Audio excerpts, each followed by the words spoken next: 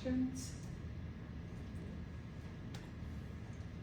All right, so let's talk about energy flow.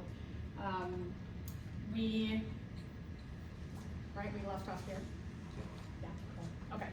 So the way energy flows in an ecosystem are through the trophic levels. Trophic, this term trophic means feeding levels. Not literally in terms of everything is feeding, but think about it as feeding cells, how cells get energy when we're talking about this kind of feeding. So like through the process of photosynthesis, the autotrophs or producers are feeding the energy into their cells. They're making energy.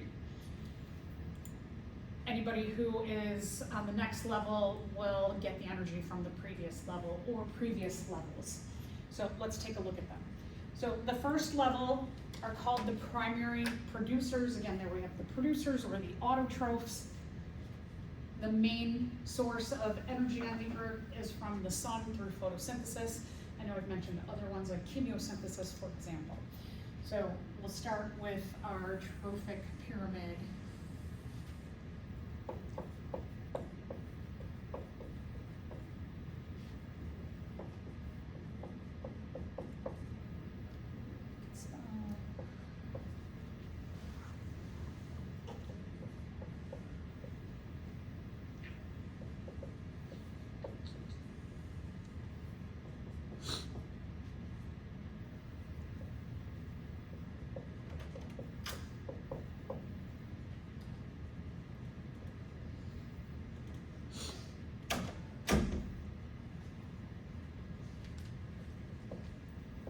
So I've got a bunch of items up here. In this trophic level, it's done by your producers or your autotrophs. The three main groups that do it, plants, I have algae in all caps because they're the main source of photosynthesis on the earth. If you remember back when we were talking about the different organisms and the diversity of life, algae account for about 70% of photosynthetic activity on the earth. And then there's also cyanobacteria. So our main producers on the earth, plants, algae, and cyanobacteria, mainly photosynthesis. And that's our producer trophic level. Our second level,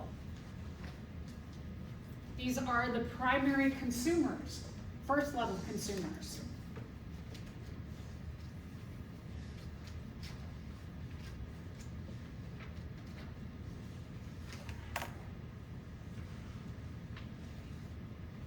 Our first level consumers are called herbivores.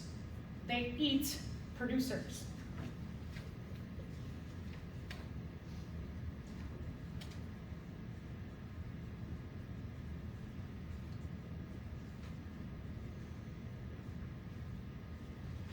They're heterotrophs. They get their energy from somewhere other than themselves.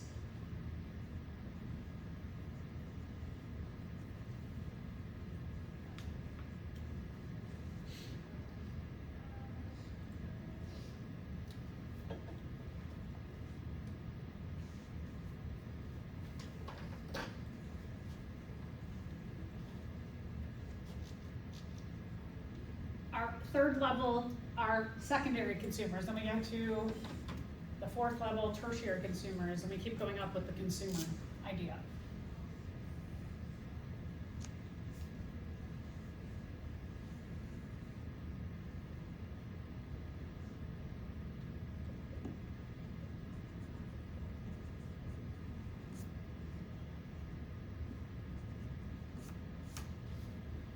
Our secondary consumers are also heterotrophs. They're getting their, everybody who's above the producers, they're all heterotrophs. They're getting their food from somewhere other than themselves and their own cells.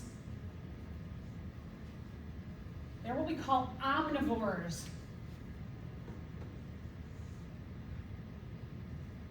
Omni means many. They're getting their sources of energy from many different places.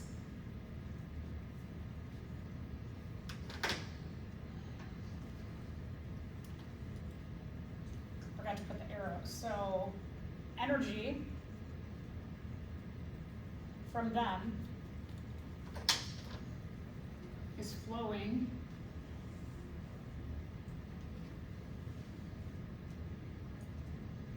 from the producers to the primary consumers, also to the secondary consumers, the omnivores,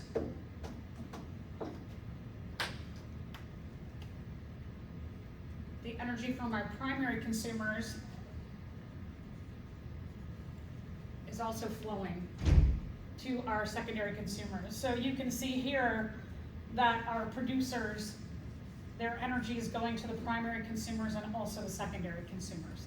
Because, you know, like you and I, for example, me, I am mostly a vegetarian, mostly.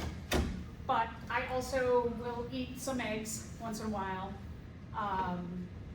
Once every, maybe like, it's been a long time, it's probably been years now, but every once in a while, like maybe 6 months, 2 or 3 years, I will want a really good quality grass-fed cheeseburger.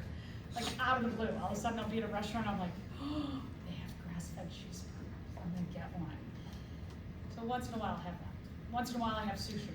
So for me, I'm kind of like this, where I get a lot of my energy from here, but I also, once in a while, I might eat a primary consumer. A lot of you are probably here too, right?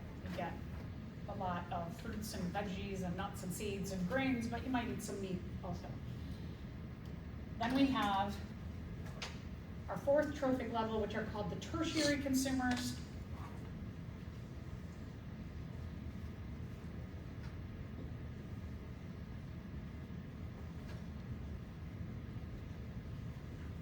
Also heterotrophs, they get their food from somewhere other than themselves.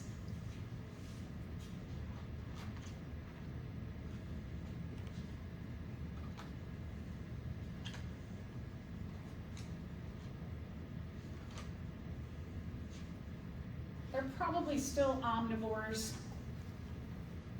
I'm gonna make sure this is.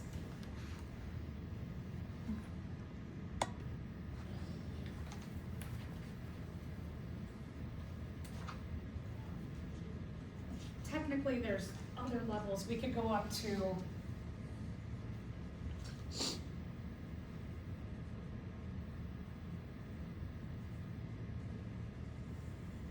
my spelling is probably terrible on that. Quaternary means fourth level consumer.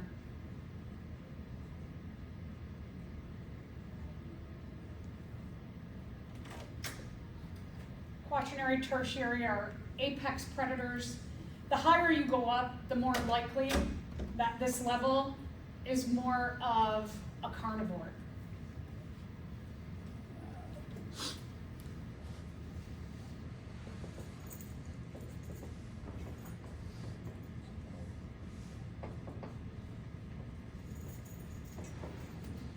So, like these guys, and probably some of these over here, are probably carnivores. They mostly eat meat. Cats, for example, the whole cat kingdom. Cats are what we call hyper carnivores.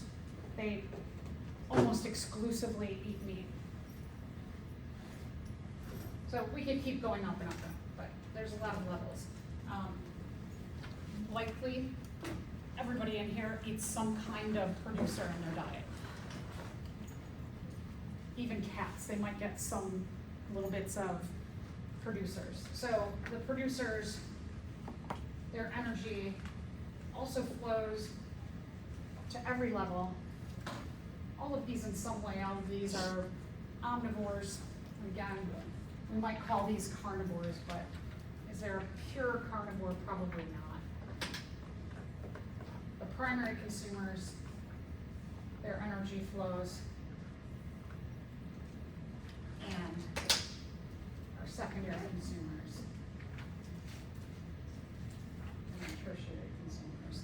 So that you can see they're all, energy is flowing up above and is going up. So this, you can see a lot of arrows going up to every level. It is not exclusive that energy only goes to one single level. The trophic feeding levels are a lot more complicated than often textbooks in these kind of early phases of classes indicate. So, like this, for example, this is probably a lot less true than me having all of these different arrows. But you can see the arrows, and this is one thing I want you all to notice, especially my diagram and this diagram and all the diagrams within your notes, that the arrows point to where the energy flows. Remember that.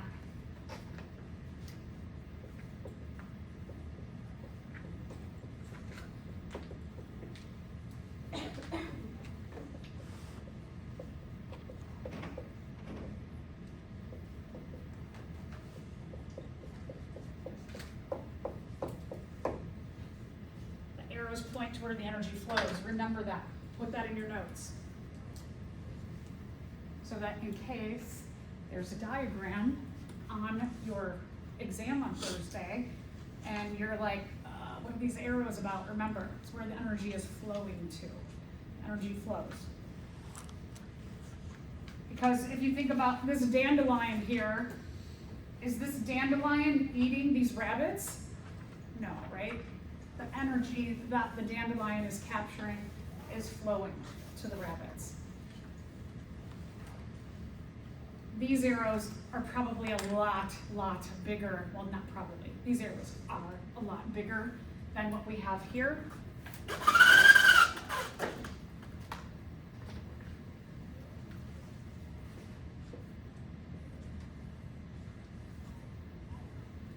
Each of these arrows, when we're talking about energy lost as heat, are a lot bigger, a lot bigger. So each of these arrows is probably more so like that in comparison to the energy that is flowing through the trophic levels. That per the laws of thermodynamics, in the first law of thermodynamics, it says that energy is not created nor destroyed, but it is changed from one form, from photosynthesis, into this dandelion. The rabbit eats the dandelion flower and it gets part of that energy, but also a lot of the energy in the metabolism of this flower inside of the rabbit. A lot of that energy is lost as heat. And that's the second law of thermodynamics. It says when energy is converted from one form into another, the majority of the usable energy is lost as heat. So again, one of the things I get irritated about these diagrams is that these arrows as heat are much bigger, much bigger.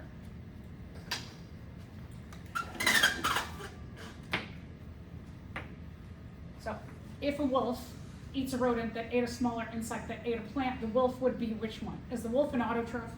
No. Right, no, right, it's not. It is not a primary producer. Is the wolf a primary producer, a primary consumer, a secondary consumer, or a tertiary consumer? Tertiary. Yeah, okay, it's gonna be as high as we have the option here. So the wolf will be a tertiary consumer. So you just want to think about your trophic levels and lay out, okay, the first level, the primary producer, primary consumer, secondary, tertiary, you wanna go up. Here's another one that is not very indicative of, again, all of these arrows, right? Somebody up here is probably getting energy from not only the producers, but every level below them.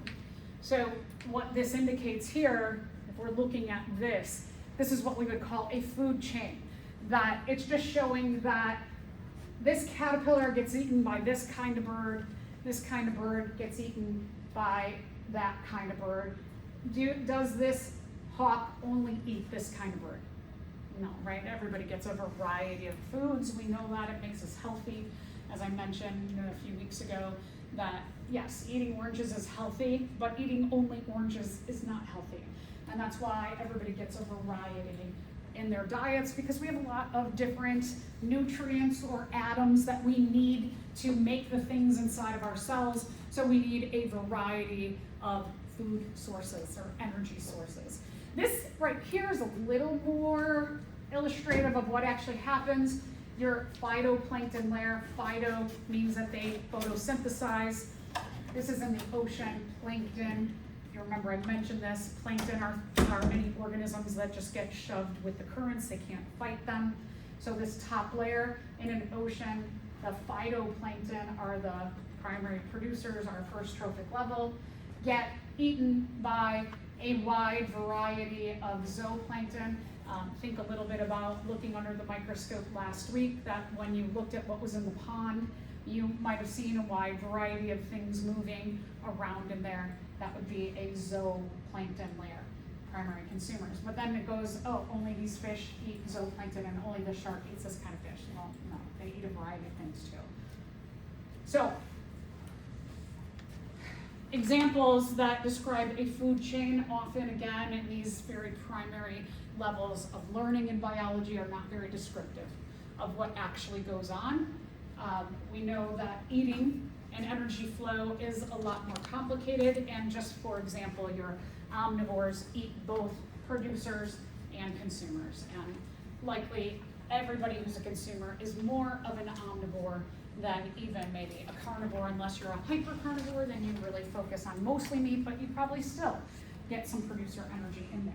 So the food web is more descriptive, like this. That there's a lot of arrows, there's a lot of overlap. If we just look at this mouse here, poor mouse.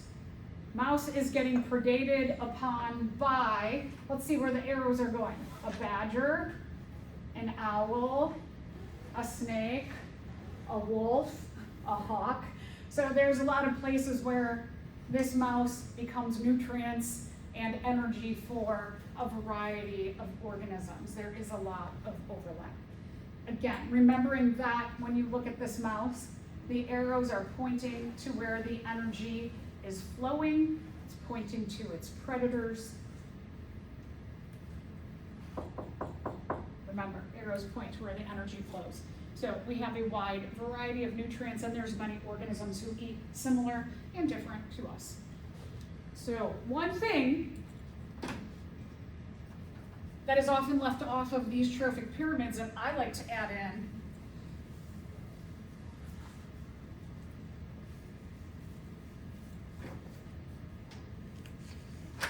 is a whole nother level. And when you were talking about just these general biology classes, we often forget that there's whole other groups that when these die, when they have waste, there's other groups that are there to take in the dead and the waste and consume the last bits of energy to recycle the nutrients when we die, when we have waste. And these are called the detritivores and decomposers.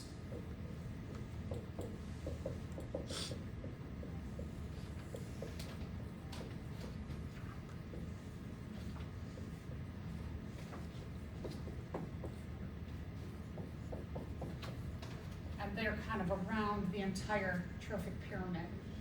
So a lot of times books will say that the producers are the base of it, but there's maybe like a outer circle around it all, however you want to say. But our D and Ds are detritivores, and our decomposers, they're going to get any last bits of energy,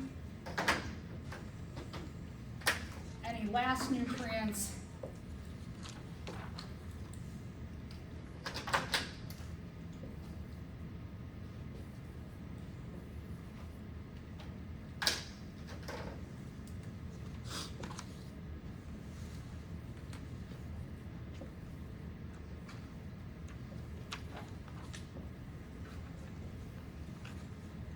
now, whoa, gets complicated, right?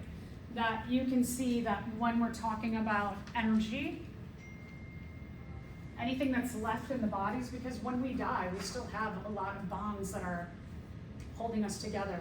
So the decomposers and the detritivores will break that apart. All of the waste.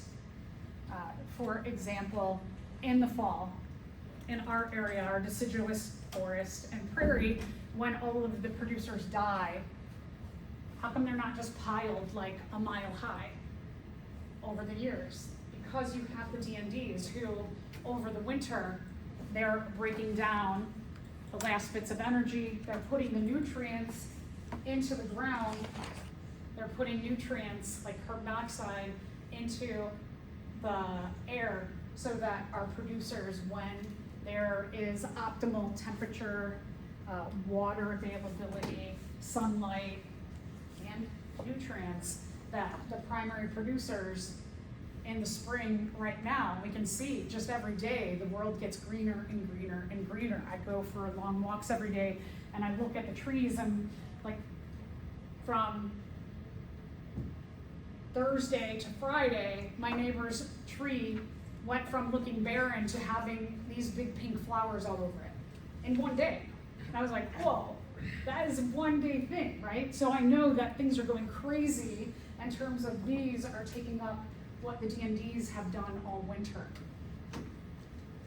So detritivores, they consume, when we're talking about detritivores and decomposers, they consume dead organisms and the waste of organisms.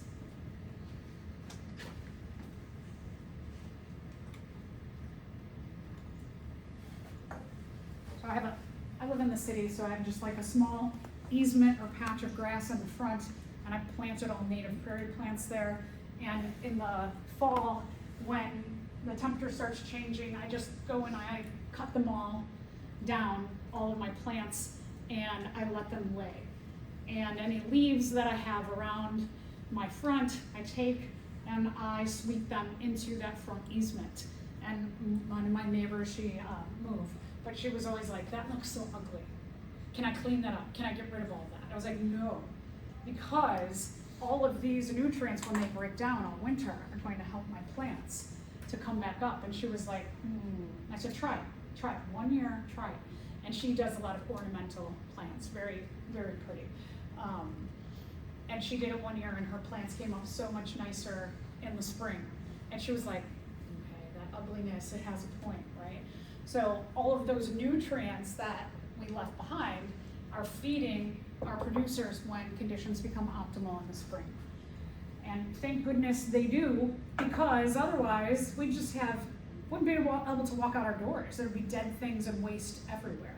So yay to the DMDs. When we're talking about detritivores can be a lot of worms, centipedes, millipedes, some insects. Remember the vultures that you'll see a lot outside our land out here, especially with a lot of prairie and forest preserve areas that they circle, and they're going to feed on any dead things, like the bones out there. They were probably like, darn, that burn, we were feeding off of that dead, it was probably a juvenile deer out there, they were feeding off of it. And so we have a lot of, I might call them scavengers, they scavenge things, and they're, again, getting waste and energy sources.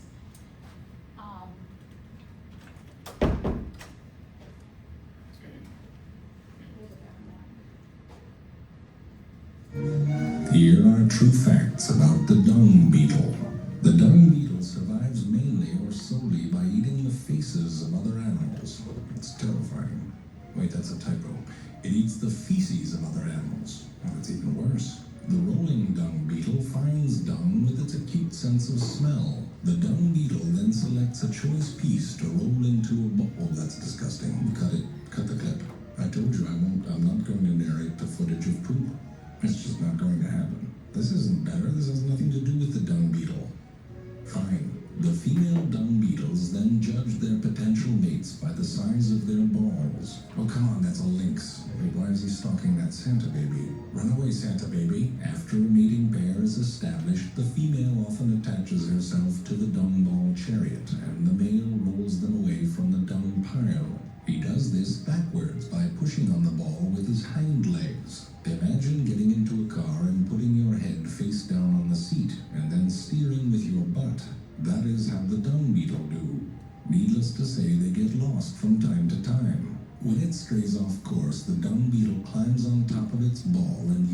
position of the sun, the moon, and even the Milky Way to reorient itself, sort of like how ancient sailors once did, except without the giant ball of shit. Here, a scientist uses a mirror to confuse the hell out of a dung beetle. Along the way, he must face challengers who seek to claim his turd ball, the ensuing battle sometimes lasting for hours. When they have finally completed their journey, the young, freaky couple digs a small hole in the soft sand. The female then lays her eggs inside the dung ball and then seals them up, using more dung, her saliva, and her own feces, just for good measure. And then when the baby is born, it eats its way out. The circle of life. Just remember, no matter how bad your job is, even if you shovel crap for a living, at least you're not doing it naked and with your mouth, and then eating it. Yeah, thank goodness they do that and we don't. Decomposers. Decomposers, again, very similar to the detritivores. These are typically smaller organisms like fungi and bacteria. So our main groups, fungus and bacteria, are the decomposers, but there's other decomposers as well.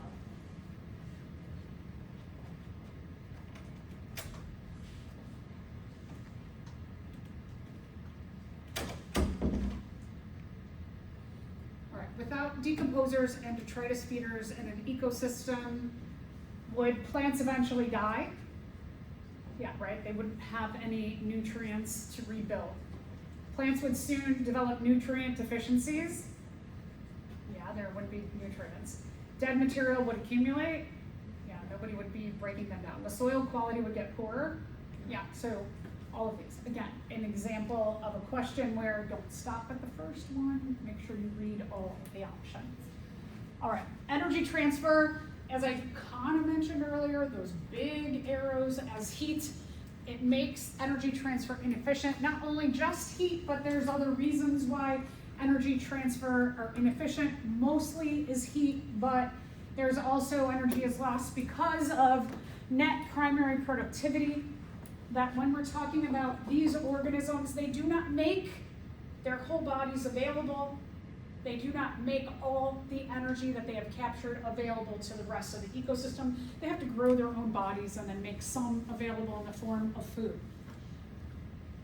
Cellulose. A lot of plants have evolved mechanisms so that they don't get their whole bodies eaten. If you're thinking about a tomato plant, the green parts of the tomato plant are a lot more fibrous. I know in the fall, when my tomatoes are, when we've gotten all the tomatoes off and the plant part is left, the stems are really, really thick and they're hard to cut. They're almost a little bit woody, and that's because the stems are made of cellulose. So that's a good defense mechanism against anybody who wants to eat the tomatoes but leaves the rest of the plant to itself. And then also, each level as you go up, not everybody eats the level below them exclusively. So this is a little bit better in terms of the arrows. One of the things I want you to notice, one, the heat arrows again are probably, not probably, the heat arrows should be a lot bigger than they are. They did a decent job of making the arrows, the heat arrows bigger, but like this arrow and this arrow are almost the same size, which is not true. This would be way, way, way bigger than this. What they're trying to tell you with the red arrows, if you notice the flow of energy, that the flow of energy through the trophic levels is pretty small. Heat's going to be the biggest. And in terms of the trophic levels within here, the arrows are smaller. A lot of the energy that is in here is actually sent to the DNDs. So you can see that arrow here to the decomposers and the detritivores is a lot bigger than any of the arrows here. But those heat arrows are going to be a lot bigger. So let's talk about what that means. There's a 10% efficiency of energy transfer at every level, approximately. 10% efficiency, which means there's a 90% inefficiency. That approximately when a primary consumer eats a primary producer, they're only able to capture about 10% of the energy produced. That's really bad. That's not great for ecosystems. And that's why when we're talking about primary productivity, all of those factors are so important to making an ecosystem productive. So 10% and 10% and 10% and 10%, which means that these up here are really, they have to eat some pretty big, heavy items to nourish themselves. This is what we call a 10% law.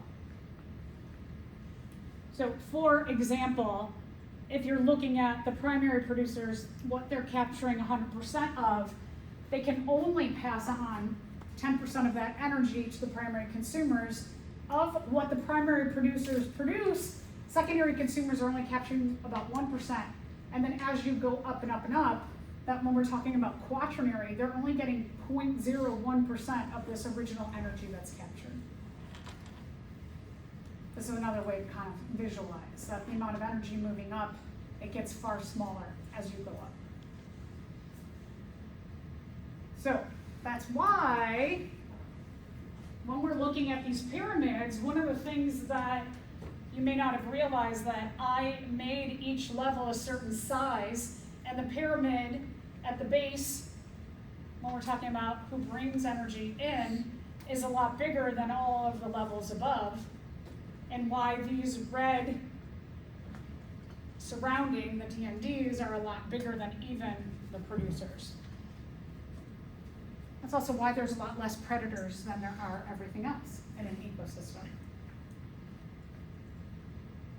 Okay, but there's other reasons why we have less as we go up too. So let's shift a little bit and talk about, in conjunction with energy flow, what else is going on in ecosystems. So there's also toxic substances in ecosystems. And when a toxic substance is passed from one level to the next,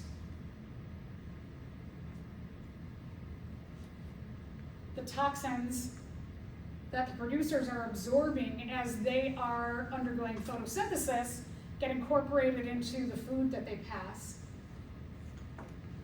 And those toxins are passed here, here, here, here.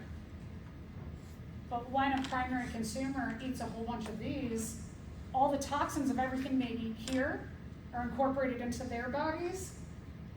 And when a secondary eats a primary, they get not only the toxins of what's happened in their life, but they get the toxins of everything that they've consumed in their lifetime.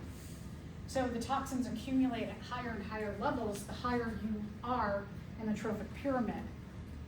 And that's why we call it bio, the passing of the toxins through the living things. Magnify, the toxins magnify the higher you go up. So you might hear it as biological magnification, biological amplification, biomagnification, bioamplification, just to know that in your futures you will hear these terms. All right, so how do we do it? So toxins like, for example, like DDT used to be used as an insecticide. There's other insecticides, pesticides, herbicides, things that we give to our plants to deter organisms from eating them. Even when we're talking about just feeding our plants, we might give our plants some nutrients, and some of those might be also toxic to us. One of the things that these toxins have is they have atoms like chlorine and other atoms that make the toxins more stable and harder to break down over time. It makes them non-biodegradable.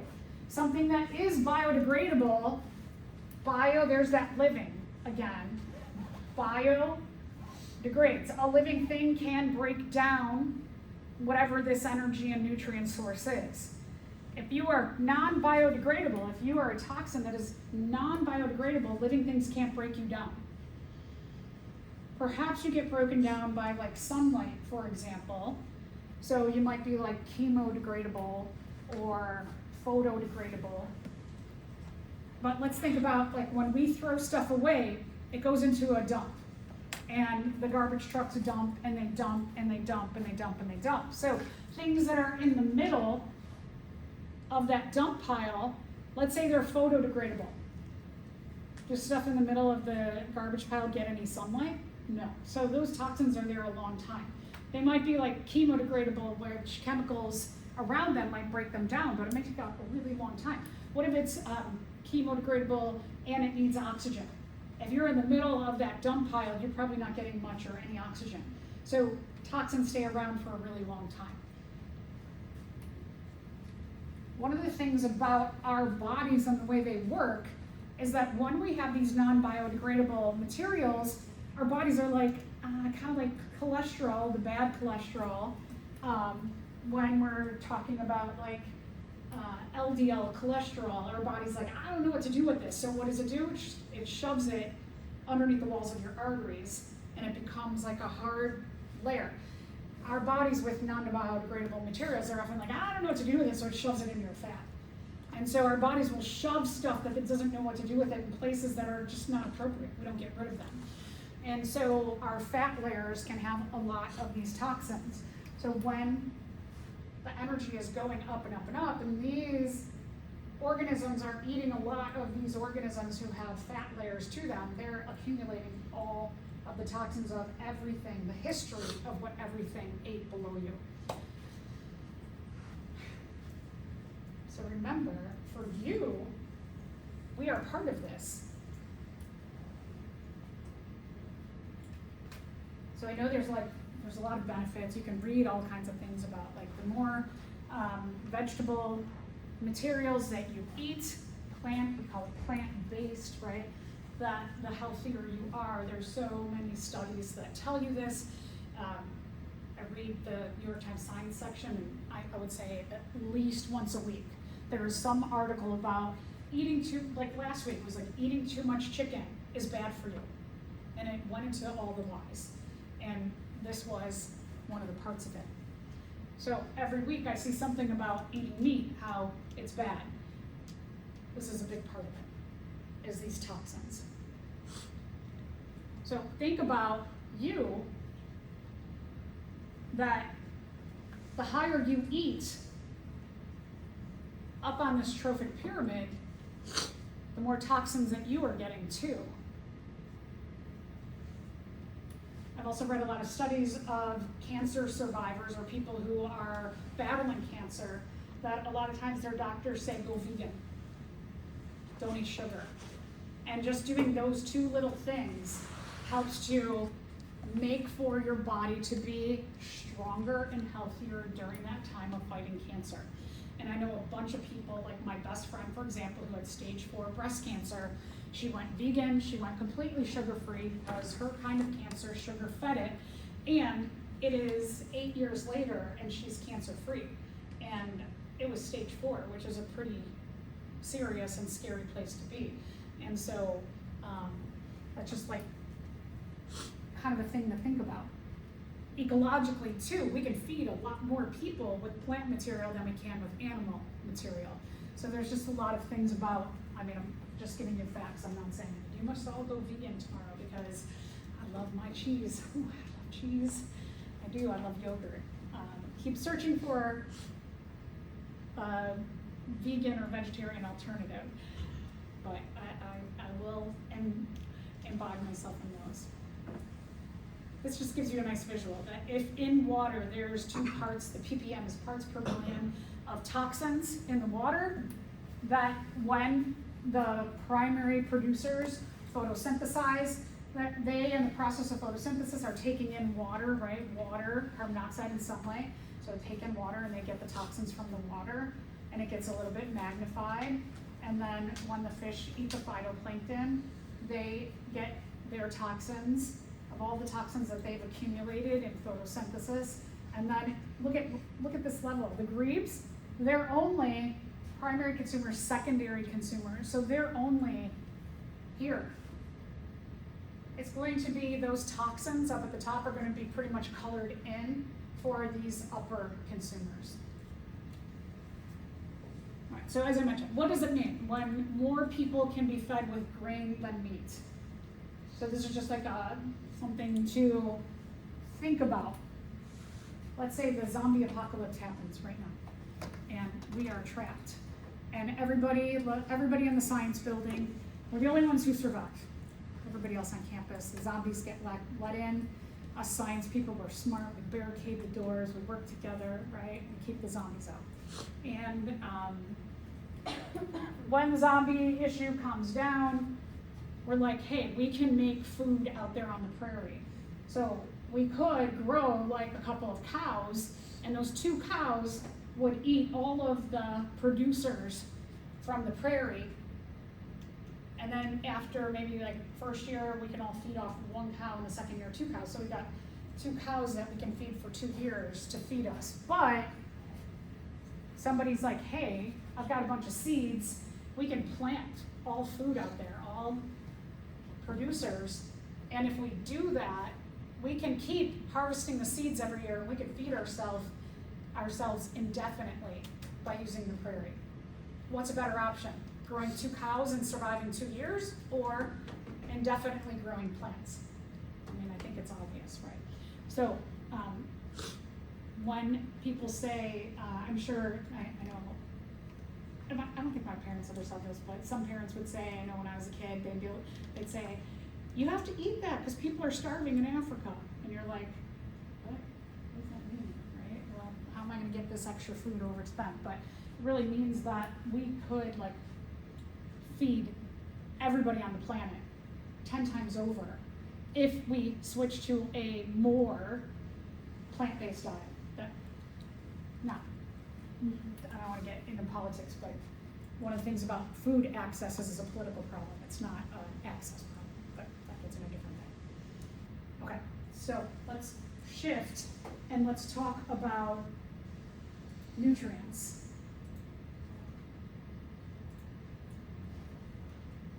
Okay, so nutrients. When we're taking a look at nutrients, what we are talking about is we're talking about the atoms, the hydrogens, the nitrogens, the R groups, the variety of molecules, the oxygens. Those are the nutrients. Remember, energy is the bonds, the nutrients are the atoms. The D&Ds will take all of those bonds from the dead things and the waste of everybody in the trophic levels. They'll use up the energy and they'll put the nutrients into the air and soil, rocks, etc., and they'll make that available to the producers. And so you can have the nutrients keep cycling through the system, but the energy has to keep being input by the sun. So we have what are called nutrient cycles. They're called biogeochemical cycles. How about that? We're hearing so much about this term bio today. Bio, living. Geo meaning like the geology part, the rocks, the chemicals. That the living things, the D&Ds, can cycle the non-living things, the geo, the chemicals, the nutrients, in a cycle. So let's talk about the big one, carbon. Carbon is the framework for organic molecules. Here we have an amino acid, and one of the things about the amino acid structure, we call this the central carbon. That at the center of this monomer group for the polymer protein group, the amino acid has a carbon, and carbon is called the central carbon because carbons, when you get into the structure of carbons, here's the thing about carbons is carbon has the ability based on its electrons and its outer shell to bond with 1, 2, 3, 4 other atoms, which makes it for the ability of molecules to grow this way, this way, this way, and that way. Carbons also, I don't have the picture, carbons also can grow in long, long, long chains. They can grow in these rings. And it makes some really good framework for our biomolecule groups. So carbon dioxide also, as we breathe out, we metabolize our food. Remember respiration, the base of respiration is cellular. respiration, that when we use oxygen to break down our food, waste product is carbon dioxide for breaking down our food. So when we release carbon dioxide, it comes back to our producers because the process of photosynthesis is sunlight, water, and carbon dioxide. So what we breathe in, all here, cycles, those carbons cycle around. Any last carbons are used by the DNDs and then also put into the atmosphere. So respiration is a big part of the carbon cycle.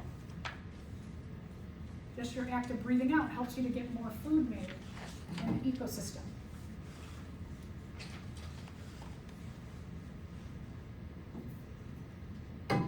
Carbon can also cycle in a few different ways. Like if you're in water ecosystems, you can make shells.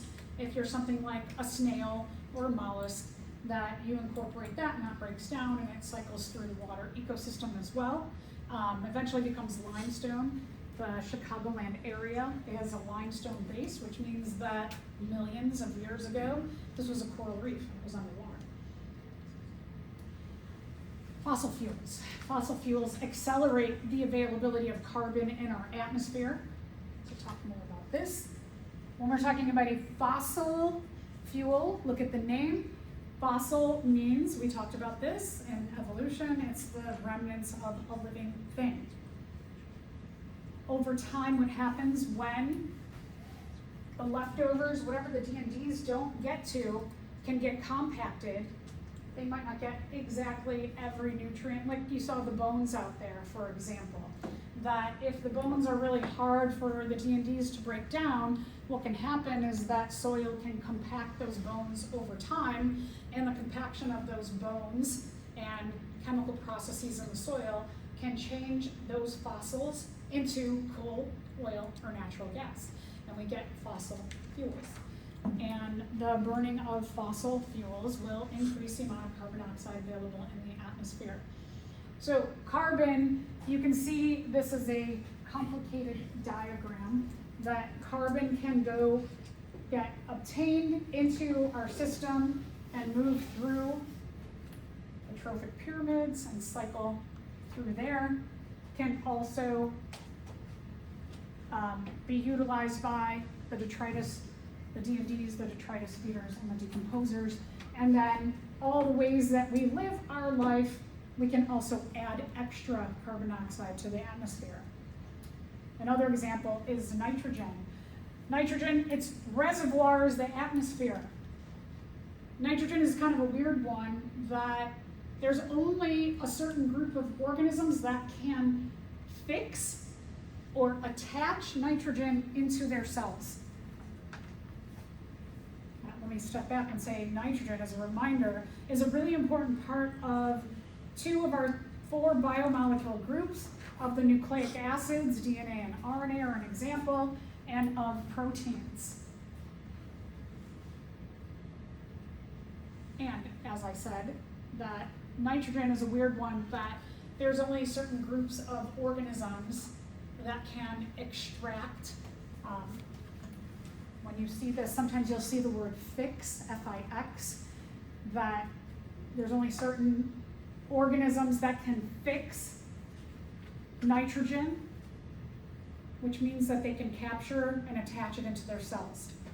So even though the atmosphere is 79% nitrogen, so we can breathe it in, we can breathe it into our bodies, but our cells in our alveoli, they can't capture it and incorporate it into our body.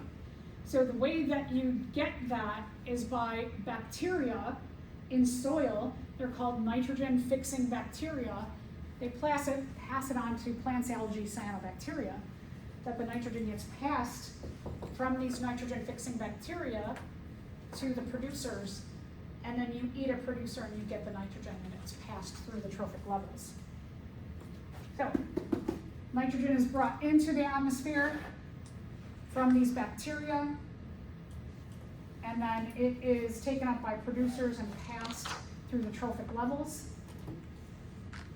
Also, it can be released into the atmosphere by the breakdown of some of the toxins in our environment. We can also get some, if there's lightning, for example, that can also release some nitrogen into the atmosphere. The burning of fossil fuels also releases extra nitrogen into the atmosphere. And so we have a lot of cycling of the nitrogen.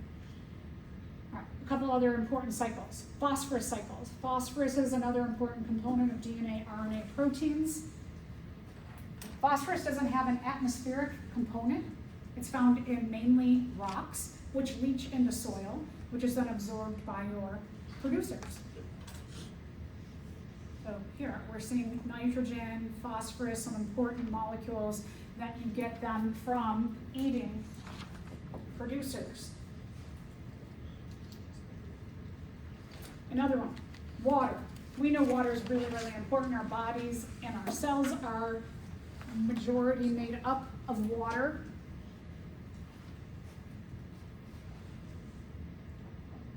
The process of photosynthesis, sunlight, water, carbon dioxide. We also know that the processes of making molecules and breaking them down either need water to go in or water to come out. Remember, we call that dehydration, synthesis, and hydrolysis. So water is super duper important. The way that water cycles in our ecosystems is from evaporation, from heat energy, and precipitation. So, as just a remembering that energy goes one way. It gets less and less and less and less and less and less. The nutrients cycle. All right, so do you think humans are messing up these cycles? Hopefully we clearly all know that things are getting pretty messy. Every, at least week, somewhere in the world, there is some natural disaster, like unbelievable natural disaster. So big one is our reliance on fossil fuels. Since the Industrial Revolution, we look at the atmospheric changes of carbon dioxide and other nutrients have accelerated any other time period in the history of the Earth. And we can see that through looking at core ice samples, and they can see the bubbles of carbon all the way down in core ice samples and see the differences in carbon for millions of years. And we do see an acceleration of the amount of carbon and other nutrients that are a lot bigger than they ever have been before, and definitely so much bigger since the Industrial Revolution. Also, our agricultural processes, the way that we live our life, chemicals go into our soil. So like this, for example. I'm not going to mention acid rain. We're going to stop at climate change, but there are a lot of nitrogen sources here from our processes of running factories around the world. They make nitric acid and sulfuric acid, so nitrogen and sulfur, and those get put into the rain and cause what we call acid rain. Acid rain, while like, let's say out here, that when it rains any day and you just, like a summer day, and you've got a t-shirt on, your arms are exposed and it rains, are you like, ah, my skin is burning from acid? No, right? So what little things, like maybe detritivores and decomposers, the bacteria and the fungi might be affected by those little bits of acid that are accumulated in rain from our industrial processes.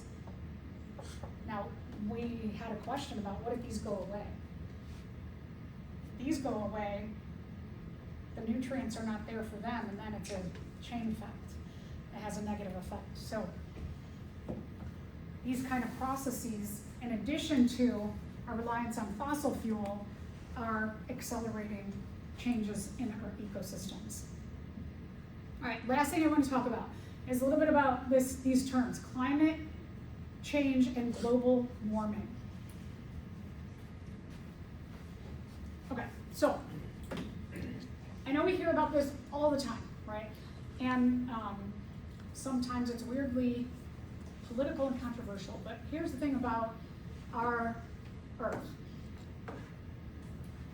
In our ecosystem, we don't know in our ecosystem, in our universe, I should say, We know that the Earth is very unique to the other planets because we have living things, right? We're searching, NASA is always like, are there living things on other planets? Or are there living things on other planets? One of the things that's just like serendipitous, like when the Earth formed, there was a bunch of meteorites that crashed together and started rotating around the sun in an orbit at a certain length from the sun. There's a lot of serendipitous things, just like by chance, wild things, and that happened with the formation of the Earth. That the Earth formed, and we got this atmospheric bubble. There's a lot of like pushing the question of how, why, right? Eventually, what we do know is that the Earth is just in a great position from the sun. That it's not too far when it makes it too cold for life. And it's not too close that makes it too hot for life. We're in a really good place where we rotate around the sun and we're just the right distance to get just the right amount of energy to support all these living things. We also have an atmosphere. Atmosphere is like a bubble. And the atmosphere can hold heat that's accumulated on the Earth. And again, that atmosphere can regulate things like water, so that water comes up and it comes down. And we have water accessibility for all these living things. And we know that living things, the majority of their body is made of water. We know, as I said before, that water is really important for making and breaking of molecules. So water is critical. Water is critical for getting energy into our ecosystems. So water is this like uniquely important thing. And the position from the sun and the heat and the bubble makes the water able to cycle, which makes all of this able to be supported, in addition to being not too hot and not too cold. And so we have all these really amazing things that happen in our rotation around the Earth and in our bubble. Here's the thing about the bubble, is that the bubble, while heat has heat accumulation on the Earth has gone up and down over time, we know that the climate has always been changing on the Earth for the history of life on Earth. So for example, we know that we have evidence just in the Chicagoland area that if we are on a limestone base, which limestone is made by corals or coral-like animals, that we had a coral reef, which means we were underwater, but now we're not. So the climate has changed, right? We're a land area now. We also know that there's been periods of really, really cold and really, really hot, and it goes back and forth over time. So yeah, climate change, when people say, I don't believe in climate change, it's like, well, climate change has always been happening on the Earth, always. What has happened since the Industrial Revolution is that our bubble, because of our ability to utilize fossil fuels, to have industries like we saw with the factories, to farm in different ways, to have medical technology where we can take care of people in these big, huge buildings and utilize a lot of energy and have a lot of waste, that we have accelerated the heat cycle that we are in to an extreme that we've never seen before on the Earth. And so if we go back maybe like 50 years, people started studying. They were like, there's weird things that are happening that are not normal for this area of the world. And a lot of what they were noticing initially were related to accumulation of heat. And that it was things like, let's say, drought. That they were like, well, there's more heat in this area, so it's a lot drier, and we have droughts that we have not ever seen in this area in the history of humans. And then they were like, well, there's more hurricanes in these different areas of the world. That's because there's more precipitation and evaporation cycles. And so a lot of what they were starting to notice was heat related. But then people were like, wait, there's an area of the world that actually is much colder than we've ever seen before. And there's an area of the world that's much wetter than we ever saw before. And there's an area of the world that's having more earthquakes than ever before. And so then people started going like they've noticed other natural things that were out of whack. And when all of these people started to look around and go, oh wow, there's a lot of natural issues that are changing And all of these studies are being done by different people that when you started to globally look at all of these different studies, people went, it's not just heat related, it's climates are changing. And so global warming was kind of like an initial way to describe these different cycles being off. And now we realize it's not just heat related, it is all different relationships on the earth. And so we call it climate change, because climates are changing. So just a little history of that and why we've switched. So one of the things that we know, carbon dioxide plus other of our atmospheric bubble warmer gases, carbon dioxide and other global warming gases, have increased since the Industrial Revolution. They correlate with temperatures increasing.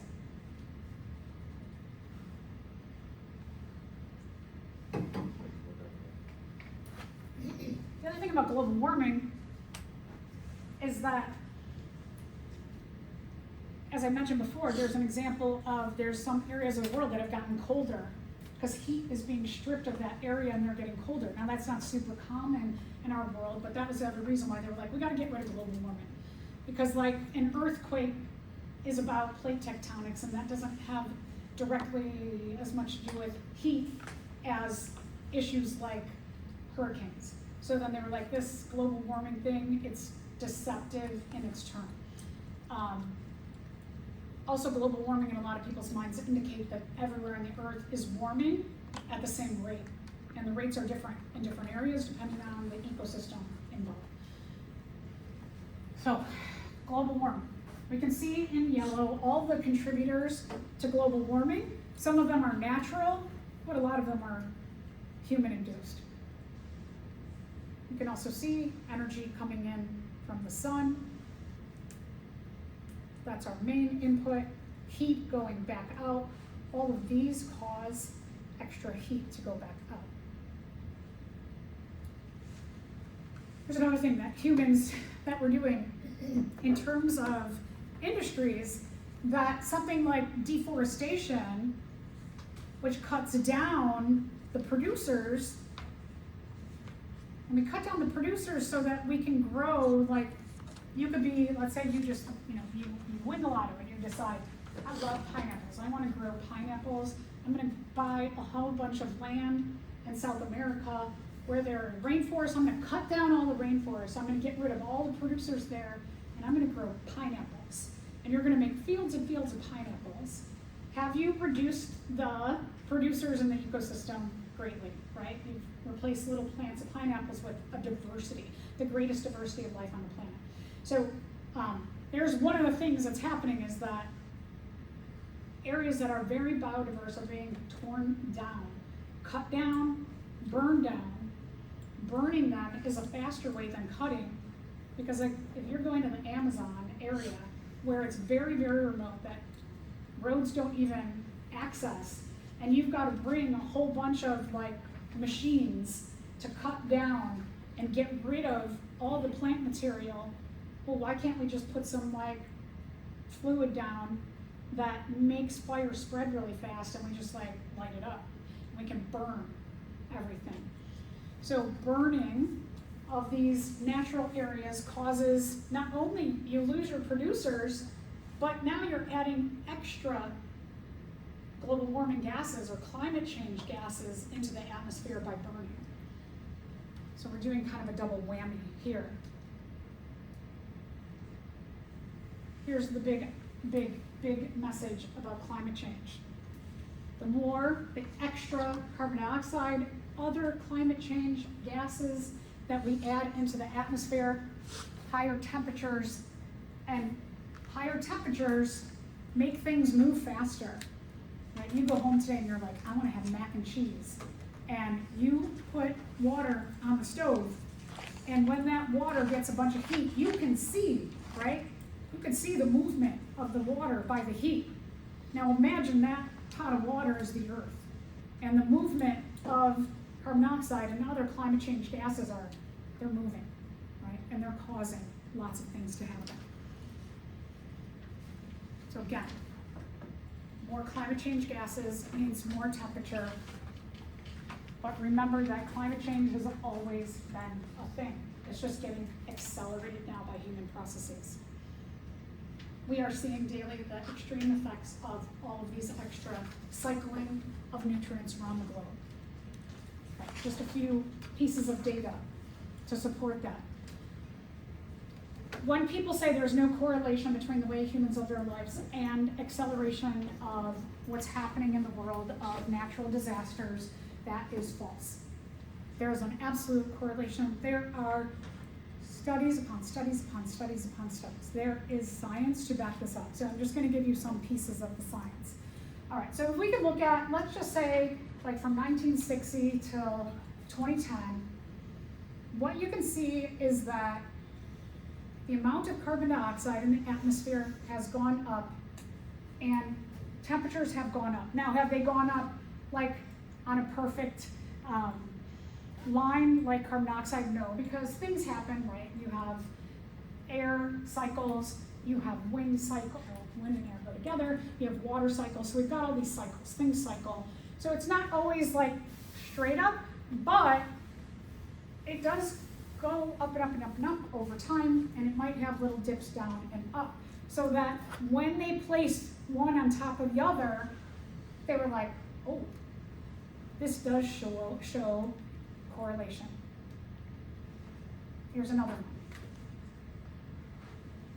So, and I have the different sources, you can look these up. So this is 10,000 years of study of carbon dioxide over time. And you can see it's going up a little bit, going up a little bit, going up. So we're on a warming cycle. You can see a little bit of a warming cycle going up, but we hit the Industrial Revolution and like that's a big difference, right? Here's another one. This goes back 800,000 years. So again, lots of studies that show very similar things. All right, so effects, just a few of the effects. Glaciers are melting. The Doomsday Glacier is melting at a lot faster rate than they thought before. I just read that the other day. Here's the thing. As humans, because we have cognition, it's causing a lot of people to feel that doom.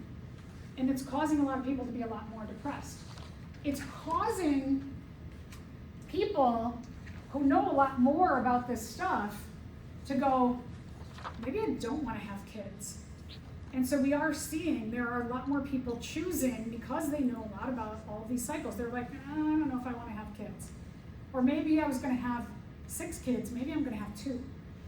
And so it is causing a lot of people to stop and think about their futures and the futures of their futures differently.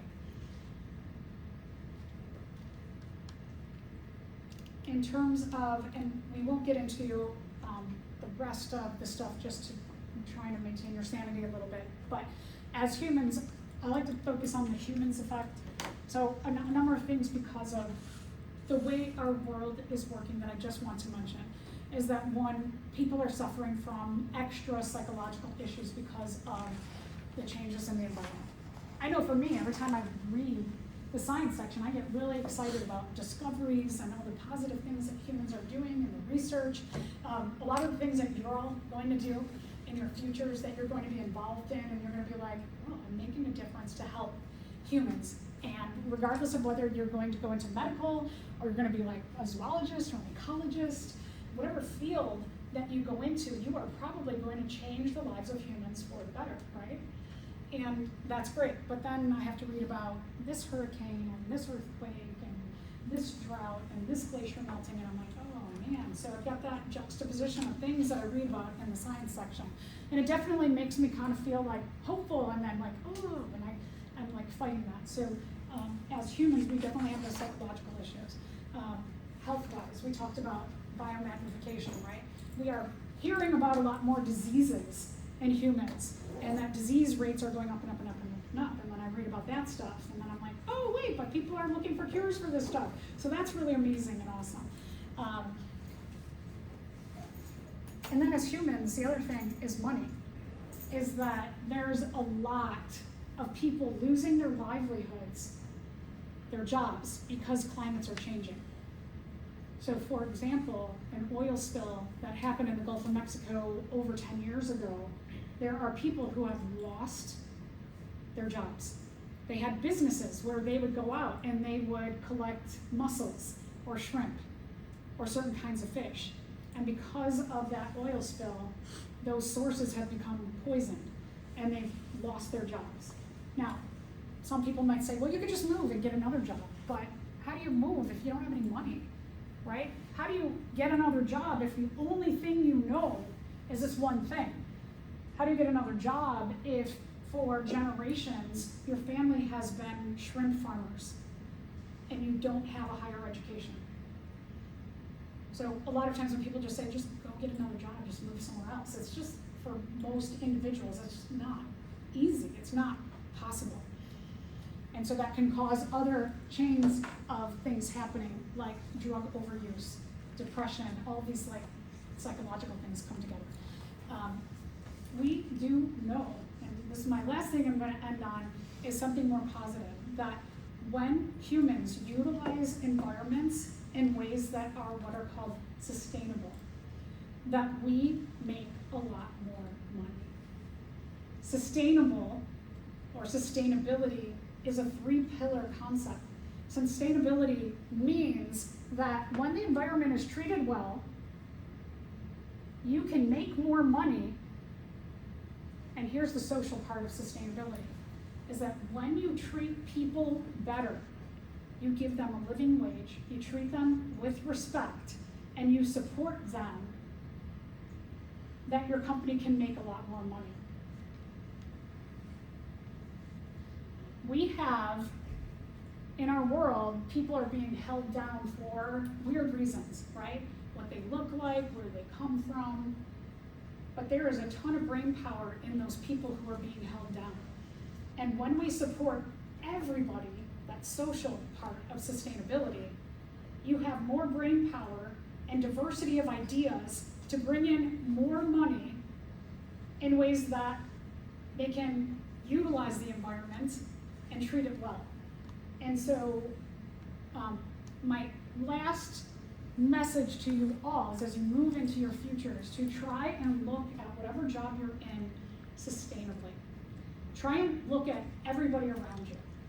So if you are going to become like a big-time ecologist, or you are going to become a physician assistant, or a dentist, or a computer engineer, wherever you end up, you are going to be in a position of leadership where I encourage you to look around at everybody in your organization and understand that even from the person who cleans the bathrooms, that they are probably, maybe as smart as you, but they may not have had the opportunities you have. And so including everybody in the plan of your, wherever you work, is a really good idea. Because good ideas can be had by every single person. And a lot of people who don't have opportunities like you have, and I'm not saying your opportunities have been easily obtained, because I know a lot of you have had serious struggles to get and be and maintain where you're at. I acknowledge that.